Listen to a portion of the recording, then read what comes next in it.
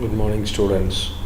Today we are going to find initial basic feasible solution for transportation problem using the approximation method. Yes. Find the initial basic solution to the transportation problem given by the Vogel's method. Origin, destination, demand, supply. Everything is given here. Solution. Yes, rewrite the problem as it is. Before finding IBFS, we have to check whether the given problem is balanced one or not. How to check whether the given problem is balanced one means we have to add all the values of supply and demand separately. If those two values are equal, then we can conclude the given problem is balanced one. Yes, now if we add demand separately and supply separately, we are getting 950. So both values are same. So we conclude the given problem is balanced one. Yes. Next we have to find IBFS using Vogel's approximation method. For this method we have to find row difference as well as column difference. How to find row difference? Means in first row we have to select the minimum value and the next minimum value. Difference between those two things is nothing but row difference. Similarly, we have to do it for column wise. Okay. So now the row difference for first row is 2. For second row it is 4.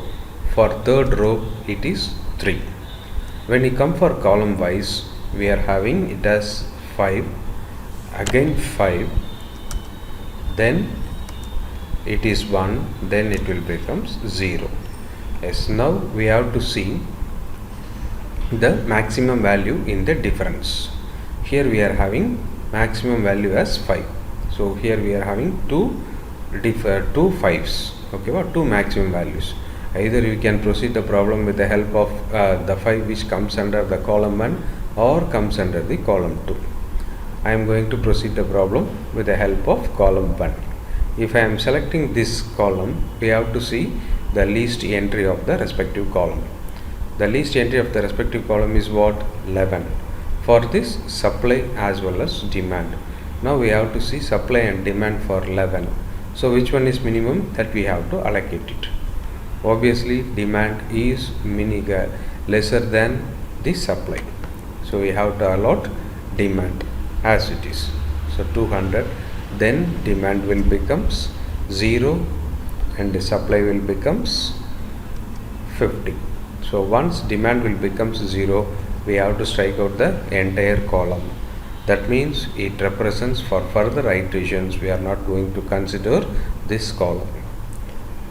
After this we have to calculate column difference and row difference, which we did in that earlier step. Yes, now the column difference is 5, 1, 0, then the row difference is 1, 4, 3. Again 5 is the maximum value in this difference, which comes against this column 2. So we have to see the least entry of column 2, which is nothing but 13. For this we have to see supply as well as demand. So supply is minimum with compared to demand. So we have to allocate supply as it is. So 50, then supply will becomes 0, demand will becomes 175. Okay. Yes, once supply becomes 0, we have to strike out the entire row, which means we are not going to consider this row for our further allocation. So again we have to find row difference as well as column difference. So now the row difference are 4, 3 and the column difference are 6, 1 and 0. So out of this 6 is the maximum. So we have to select this column. In this column 18 is minimum. For that we have to see supply as well as demand. So demand is minimum with compared to supply. We have to allocate demand as it is. So 175, now the demand will becomes 0 and supply will becomes 125. Once demand will becomes 0, we have to cancel the respective column. That means hereafter we are not going to consider this column for our iterations or allocations. So again we have to find column difference as well as row difference. So now in this stage 4 is the maximum value which is against this row B. So in this row 10 is the least element, so we have to see supply as well as demand. Okay, supply is minimum with compared to demand, so we have to allocate supply as it is 125, then supply will becomes 0, demand will becomes 125.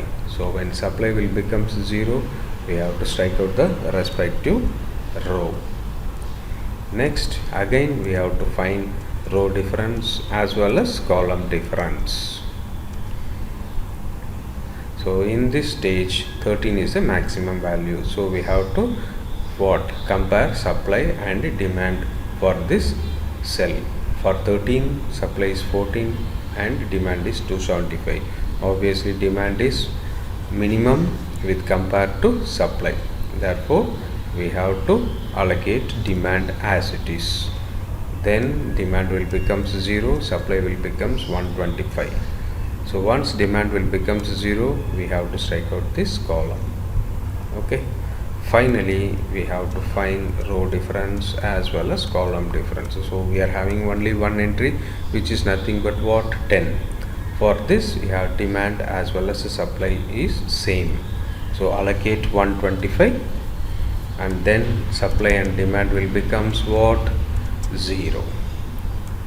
Next we have to find initial basic feasible solution. For that the given problem should satisfy the identity, that is m plus n minus 1 equal to number of allocations. So here n represents number of rows and n represents number of columns.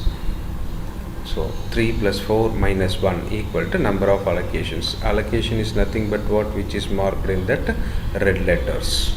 Okay, so there are 6 allocations. So 7 minus 1 is equal to 6, which is equal to 6. If this gets satisfied, we have to write initial basic feasible solution. We started to write IBFS. So how to write IBFS means simply you have to multiply cell value into allocated values. So 11 into 20 plus 13 into 50 plus 18 into 175 plus 10 into 125 plus 13 into 275 and 10 into 125. Finally multiply and add up all values, we are getting it as 12,075. Okay, 12,075 is a initial basic feasible solution for the given problem. Thank you.